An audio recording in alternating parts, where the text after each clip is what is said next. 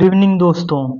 आज है 9 अक्टूबर 9 अक्टूबर और आज का हम लोग प्रैक्टिस सेट देखेंगे। एडिटोरिया के अंतर्गत दूसरे नंबर का प्रैक्टिस सेट, पहला प्रैक्टिस सेट हम कल देख चुके हैं। जिसने भी ये वीडियो नहीं देखा है कल का, उसका ज़रूर जाके आप लोग वीडियो देखें।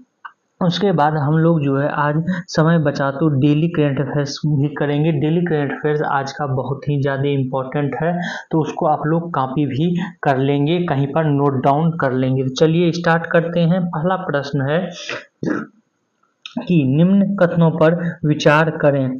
उत्तर प्रदेश के महाराजागंज में गिद्धों के एशियन किंग प्रजाति के लिए दुनिया का पहला संरक्षण और प्रजनन केंद्र स्थापित किया जाएगा।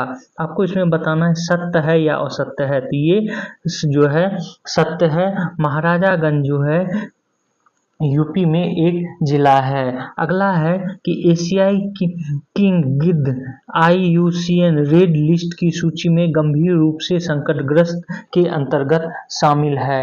ये भी सही है। इस तरह जो है इसका आंसर हो जाएगा सी नंबर 1 और 2। खास करके ये जो है आपको उत्तर प्रदेश का कोई एग्जाम देने जाएंगे तो उसमें ज़्यादा इम्पोर्टेंट रहेगा, तो इसको ज़रूर याद रखेंगे कि जिला का नाम। और हाल ही में जो है इसके बारे में बता दें कि इसको उद्घाटन जो है योगी आदित्यनाथ ने किया था। अगला है नालंदा विश्वविद्यालय को वर्ल्ड हेरिटेज साइट में किस वर्ष शामिल किया गया। तो इसको 2016 में शामिल किया गया था। ये पुनः चर्चा में है और इससे संबंधित प्रश्न जो है BPSC में पहले भी पूछा जा चुका है। अगला प्रश्न है प्रमुख दिवस और उसका थीम क्या है। इसमें से आपको कौन सा युग्म जो है गलत है ये आपको बताना है।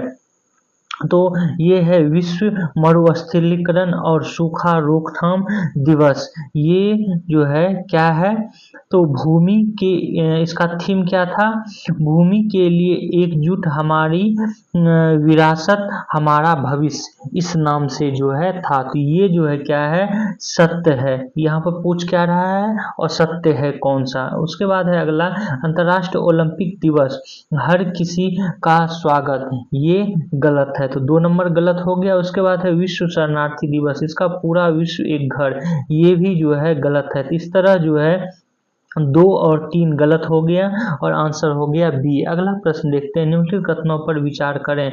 हाल ही में नीदरलैंड के पूर्व प्रधानमंत्री मार्क रूटे को नाटो का अगला महासचिव नियुक्त किया गया है।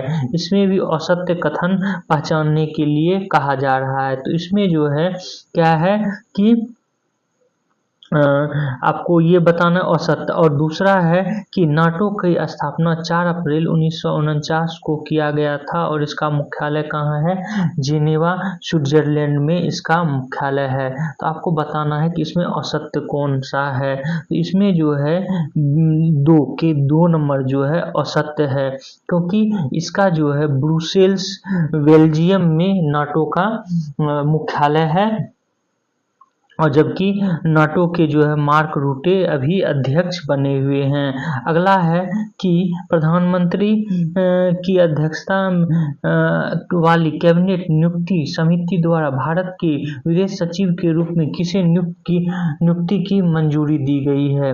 तो इसका आंसर हो जाएगा विक्रम मिस्त्री को जो है नियुक्ति की मंजूरी दी गई है। अगला प्रश्न है कि आर्टिफिशियल इंटेलिजेंस तैयारी सूचकांक 2024 के संदर्भ में निम्नलिखित पर विचार कीजिए और इन कथनों में आपको असत्य कथन का चयन करना है।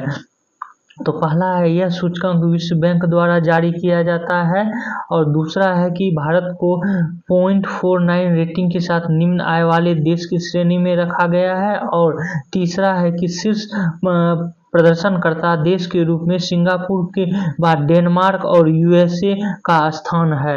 इस तरह आप देखेंगे तो जो असत्य है 1 और 2 असत्य है और 3 जो है सत्य है। तो अर्थात शीर्ष देशों में सिंगापुर और उसके बाद डेनमार्क और उसके बाद USA को रखा गया है और इसको विश्व बैंक जारी नहीं करता है। अगला प्रश्न है चर्चा में रहा बिनसर वन्यजीव अभ्यारण्य किस राज्य में है। ये उत्तराखंड में है। इसको तो आप लोग अभी ही याद कर लेंगे। इसको ज्योग्राफी के अंतर्गत भी कभी भी पूछा जा सकता है कि विंसर वन्यजीव अभयारण्य किस राज्य में है, तो उत्तराखंड राज्य में है। अगला प्रश्न देखते हैं जो कि है 8वां प्रश्न, और 8वां प्रश्न है कि हाल ही में संयुक्त राज्य अमेरिका ने किस देश को अपना प्रमुख गैर नाटो सहयोगी नामित किया है, तो हाल ही में जो है केनिया को अपना गैर नाटो सदस्य शामिल किया है के रूप में। 9वां प्रश्न है और इसमें बताना है आपको सत्य कथन, तो हाल ही में श्रीनगर विश्व शिल्प शहर के रूप में मान्यता प्राप्त करने वाला चौथा भारतीय शहर बन गया है, ये सही है। दूसरा है कि जयपुर, वाराणसी और मैसूर को पहले ही विश्व शिल्प शहर के रूप में मान्यता दी जा चुकी है, तो ये जो है गलत है, तो इसका आंसर हो जाएगा केवल एक जो है सत्य है। अगला प्रश्न देखते हैं 10वां नंबर प्रश्न। 10वां नंबर प्रश्न है कि विश्व निवेश रिपोर्ट 2024 के संदर्भ में निम्नलिखित कथनों पर विचार कीजिए, और इसमें से आपको सत्य कथन का चयन करना है। तो पहला है यह रिपोर्ट विश्व बैंक द्वारा जारी किया जाता है, तो ये क्या है, गलत है। अगला है प्रत्यक्ष विदेशी निवेश के मामले में भारत 2022 में 8वें स्थान से फिसलकर 2023 में 15वें स्थान पर जो है चला गया है, तो ये जो है सत्य है। उसके बाद तीसरा है कि रिपोर्ट के अनुसार 2023 में भारत में प्रत्यक्ष विदेशी निवेश 28% से घटकर 43 बिलियन डॉलर हो गया है, तो ये भी जो है गलत है। इस तरह जो है इसका आंसर हो जाएगा बी, केवल 2 जो है सत्य है। अगला प्रश्न देखते हैं 11वां नंबर। 11वां नंबर प्रश्न है कि इसमें आपको जो है कितने कथन सत्य हैं, ये जो है आपको बताना है, कितने कथन सत्य हैं। तो राष्ट्रपति द्वारा सांसद भर्तृहरि महताब को प्रोटेम स्पीकर जो है नियुक्त किया गया, तो ये सत्य है। उसके बाद है कि स्वतंत्र भारत में 18वीं लोकसभा से पूर्व सभी अध्यक्ष निर्विरोध चुने गए थे, ये जो है गलत है। अगला है कि ओम बिरला 2 बार लोकसभा के अध्यक्ष निर्वाचित होने वाले 6ठे अध्यक्ष बने हैं। और चौथा है प्रोटेम स्पीकर की नियुक्ति के संबंध में राष्ट्रपति संविधान के अनुच्छेद 94 की ए से शक्तियां प्राप्त करती हैं, तो इस तरह जो आप देखेंगे ये 3 सही है। तो उपरोक्त में से कितने कथन सत्य हैं, तो केवल 3 जो है ये सत्य हैं। अगला प्रश्न देखते हैं कि है कि 12वां, हाल ही में भारत सरकार के शिक्षा मंत्रालय द्वारा राष्ट्रीय परीक्षण एजेंसी के माध्यम से परीक्षा को पारदर्शी और सुचारू और निष्पक्ष कराने हेतु किन की अध्यक्षता में एक समिति का गठन किया गया था, जिस NTA के बारे में ये प्रश्न पूछा जा रहा है। तो डॉक्टर के राधाकृष्णन के अध्यक्षता में जो है NTA को पारदर्शी कराने के लिए किया जा रहा था, ये चर्चा में रहा था, तो अध्यक्ष का नाम जरूर ध्यान में रखेंगे। अगला प्रश्न है कि निम्नलिखित कथनों पर विचार कीजिए और सत्य कथन का चयन करना है। तो प्रश्न है पहला कि हाल ही में फिलीपींस के पूर्व प्रधानमंत्री फिलेमोन यंग को संयुक्त राष्ट्र महासभा का 79वां सत्र का अध्यक्ष चुना गया है, ये कथन सत्य है या असत्य, तो ये असत्य है। अब है थाईलैंड समलैंगिक विवाह को मंजूरी देने वाला दक्षिण पूर्व एशिया का पहला देश बन गया है, तो ये 2 सत्य है, तो आंसर हो जाएगा बी, केवल 2 सत्य है। अगला प्रश्न देखते हैं। अगला प्रश्न है कि हाइड्रोन परियोजना में हाइड्रोन का पूर्ण रूप विस्तार क्या है, तो इसका पूर्ण विस्तार जो है high throughput optical network demonstration system, ये जो है जरूर याद रखेंगे। इस तरह के प्रश्न जो है ज़्यादातर SSC में पूछे जाते हैं, अगर आप लोग SSC का तैयारी कर रहे हैं तो इसको जरूर नोट डाउन कर लेंगे। अगला प्रश्न है 15वां प्रश्न, निम्नलिखित कथनों पर विचार करें, और ये है कि सत्य कथन इसमें चयन करने को कहा जा रहा है। 50वें G7 शिखर सम्मेलन अपुलिया इटली में संपन्न हुआ था, तो ये जो है सत्य है। जो 50वां G7 था वो इटली में हुआ था और इटली के अपुलिया शहर में। अगला प्रश्न है कि G7 कथन है कि G7 के सदस्य के रूप में भारत भी एक सदस्य है। नहीं, भारत G7 में भारत को जो है अनौपचारिक रूप से इसको बुलाया जाता है एज ए गेस्ट, लेकिन G7 में के सदस्य नहीं है। G7 में 7 देश हैं, जिसमें कनाडा है, USA है, ब्रिटेन है, उसके बाद जर्मनी है, फ्रांस है, उसके बाद फ्रांस के बाद आपको जापान है, और ये हो गया 2, 4, 6 जापान और इटली।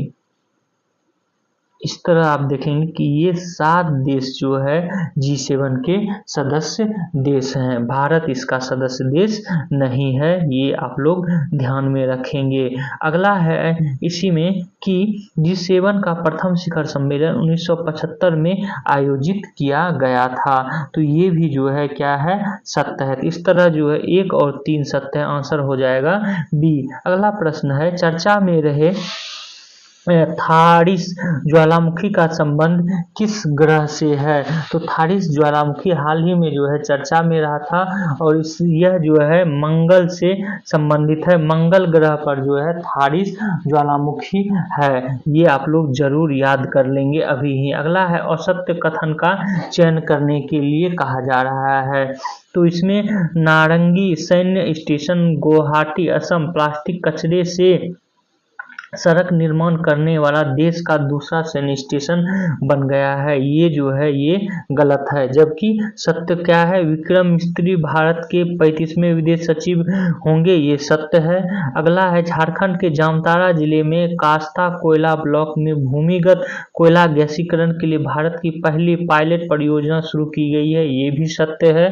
उसके बाद हाल ही में लेफ्टिनेंट जनरल NS राजा सुरमनी को भारत के अगले थल सेना उप प्रमुख के रूप में मंजूरी मिली है नियुक्ति की, ये भी सही है। ये तीनों सही है, ये जो है गलत है। अगला प्रश्न देखते हैं, 18वां नंबर प्रश्न है कि निम्नलिखित कथनों पर विचार करें। हाल ही में यूनेस्को द्वारा केरल के कोझिकोड शहर को भारत का पहला सिटी ऑफ लिटरेचर घोषित किया गया है। सत्य कथन पहचानने के लिए कहा रहा था, ये जो है क्या है, सत्य है। उसके बाद अगला है, हाल ही में केंद्र सरकार द्वारा उत्तराखंड के जोशी मठ नगर का नाम बदलकर कैची धाम रखने की मंजूरी दी गई है, तो ये गलत है। जोशी मठ अलग है और कैची धाम अलग है, तो इसका आंसर हो जाएगा केवल एक सत्य है। 19वां नंबर देखते हैं, किस देश की सरकार ने अंतरिक्ष मैत्री मिशन के अंतर्गत इसरो की वाणिज्यिक शाखा न्यू स्पेस इंडिया लिमिटेड के साथ $18 मिलियन के समझौते पर हस्ताक्षर किया है? तो ये जो है हाल ही में ऑस्ट्रेलिया द्वारा किया गया है, न्यू स्पेस इंडिया लिमिटेड। आपको ये भी याद रखना है कि इसरो की जो है एक इकाई है न्यू स्पेस इंडिया लिमिटेड, जो कि विदेश से किस विदेशी कंपनी या किस विदेशी सरकार का जो है सैटेलाइट लॉन्च करना है, उससे कितनी समझौता करना है, कितना जो है पैसे लेना है, ये पैसे के लेन देन ये सारे के सारे जो है new space India limited ISRO का देखता है, तो ये आप लोग ध्यान में रखेंगे। अगला प्रश्न है 20वां प्रश्न की ग्लोबल लेवलिटी इंडेक्स 2024 के संदर्भ में कथन जो है कौन सा सत्य है वो बताना है। तो इसमें 4 कथन दिए गए हैं। पहला है, यह इंडेक्स इकोनॉमिक इंटेलिजेंस यूनिट द्वारा प्रकाशित किया गया है, तो ये जो है आपको क्या है, सत्य है। अगला है, लगातार 3 वर्ष वियना रैंकिंग में शीर्ष स्थान पर रहा है, ये भी जो है सत्य है। रिपोर्ट में 10 भारतीय शहरों को शामिल किया गया है, ये गलत है। अगला है, दिल्ली और मुंबई 100 में से 60.2 अंकों के साथ 140वें स्थान पे जो है रहा है, ये भी गलत है। इस तरह जो 1 और 2 जो है सही है।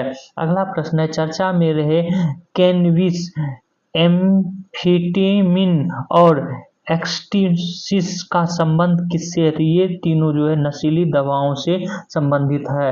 अगला प्रश्न जो है 22वां प्रश्न देखते हैं। 22वां प्रश्न है कि दुनिया के सबसे ऊंचे रेल पुल के संबंध में कथनों पर विचार करें। इसमें से जो है आपको बताना है कि कौन सा कथन जो है सत्य है। तो यह जो है दुनिया की सबसे ऊंची रेल पुल, यह चेनाब नदी से लगभग 1178 फीट ऊंचाई पर स्थित है। तो ये सत्य है।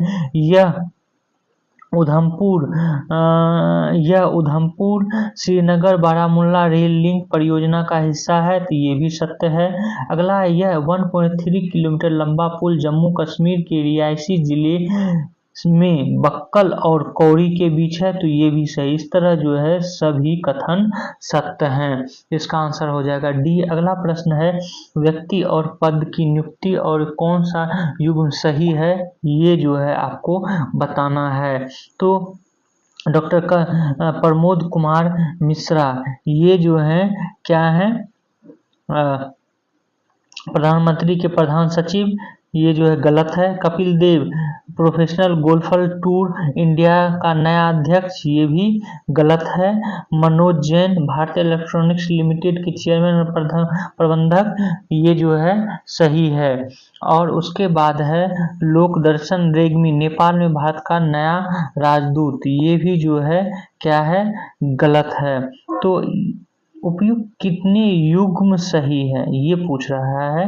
तो उपयुक्त में से केवल 3 जो हैं ये सही हैं। अगला प्रश्न है कि वैश्विक पवन दिवस के अवसर पर जारी पवन ऊर्जा स्थापित क्षमता के दृष्टिकोण से राज्यों का आरोही क्रम कौन सा है। तो आप देखेंगे कि आरोही क्रम के अंतर्गत जो है ये कर्नाटक, तमिलनाडु और गुजरात, ये आरोही क्रम है पवन ऊर्जा। पवन ऊर्जा जो है आपको एक कंपनी का नाम बता दे कि सुजलोन जो है अभी सबसे ज़्यादा पवन ऊर्जा के क्षेत्र में कार्य कर रहा है, ये भी आप लोग ध्यान में रखेंगे। अगला है, निम्नलिखित कथनों पर विचार करें और असत्य कथन जो है कहा जा रहा है कि इनमें से असत्य कथन कौन सा है। तो पहला कथन है कि अंतर्राष्ट्रीय स्तर पर स्पेन अंतर्राष्ट्रीय गठबंधन में पूर्ण सदस्य के रूप में शामिल होने वाला जो है 100वां देश बन गया है।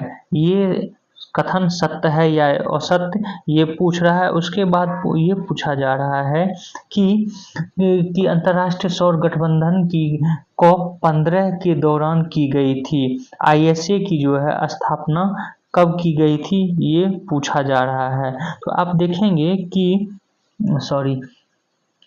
इसमें से 25वें नंबर के प्रश्न में आपको सी दोनों कथन जो है असत्य है। आगे है होपेक्स अभ्यास के संदर्भ में निम्न कथनों पर विचार करना है। होपेक्स जो है यह इसमें से कहा जा रहा है कि सत्य कथन कौन सा है वो चुनना है।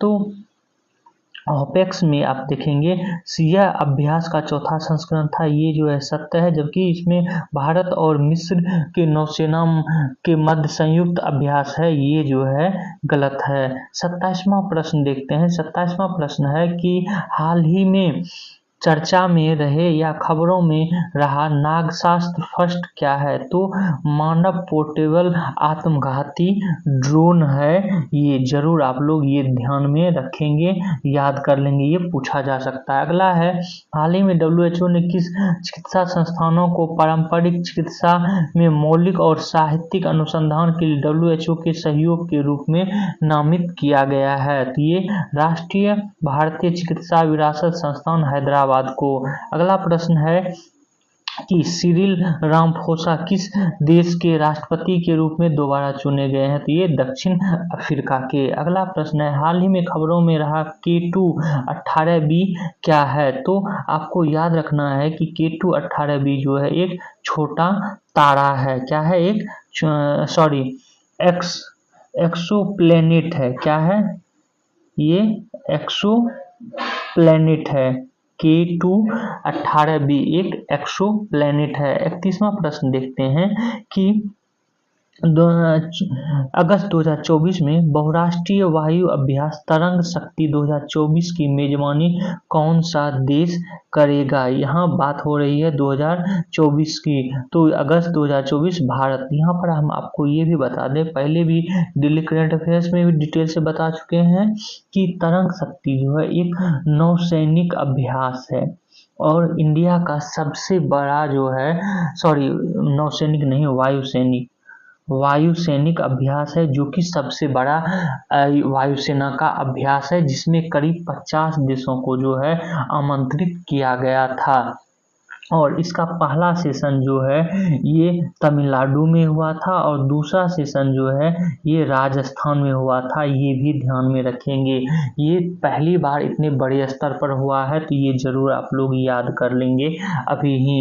अगला प्रश्न देखते हैं, हाल ही में खबरों में रहा एडीज एल्बोपिक्टस क्या है, तो ये एक मच्छर है। अगला है, समाचारों में रहा मत्स्य 6000 किस संस्थान द्वारा विकसित किया गया है, तो ये है राष्ट्रीय महासागर प्रौद्योगिकी संस्थान चेन्नई द्वारा ये विकसित किया गया। अगला प्रश्न है, हाल ही में भारत और अमेरिका के बीच महत्वपूर्ण और उभरती प्रौद्योगिकी पर पहल की दूसरी वार्षिक बैठक कहाँ आयोजित की गई, तो ये नई दिल्ली में आयोजित किया गया है। अगला प्रश्न है, हाल ही में समाचारों में रही डिजिटल स्वास्थ्य प्रोत्साहन योजना किस पहल के तहत शुरू किया गया है, तो ये शुरू किया गया आयुष्मान भारत डिजिटल मिशन के तहत। अगला प्रश्न है, हाल ही में खबरों में रहा प्लेनेट 9 क्या है, तो प्लेनेट 9 जो है ये हमारे सौर मंडल से बाहर क्षेत्र में एक काल्पनिक